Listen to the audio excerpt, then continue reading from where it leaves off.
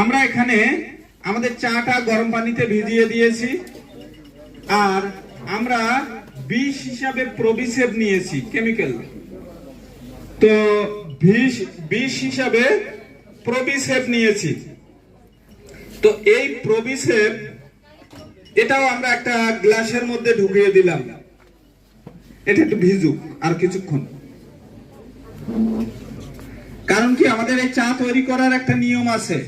আমরা 700 থেকে 800 গ্রাম পানি বা 500-600 গ্রামের উপরে পানি আমরা একেবারে কি করব, ফুটন্ত গরম পানি ফুটাবো, ফুটায় একটা স্টিলের বলের ভিতরে ঢেলে দেব, টিপ একটা ছিঁড়ে টিপ একটা ওর উপরে রেখে দিয়ে গরম পানিটা ঢেলে দেব। এরপরে স্টিলের একটা প্লেট দিয়ে 10-15 মিনিট ঢেকে রাখবো। এরপরে পুরো পানিটা লাল ডগডগে হয়ে যাবে।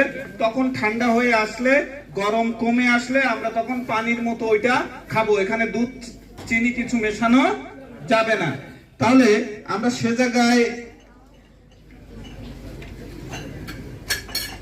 দেন ওর ভিতরে এটাই বেটার হয়েছে, বুদ্ধি ভালো, ভেরি গুড।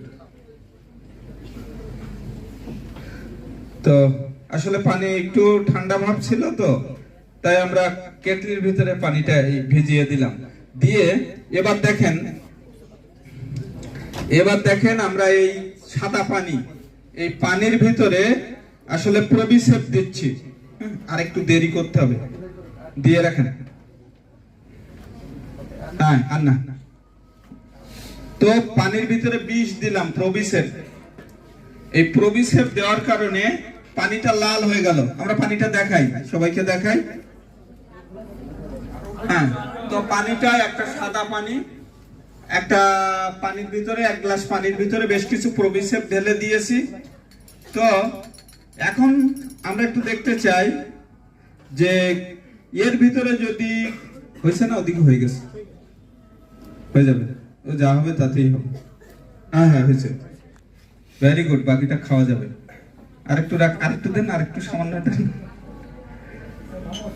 ওকে, তো আমাদের চা তৈরি হয়েছে।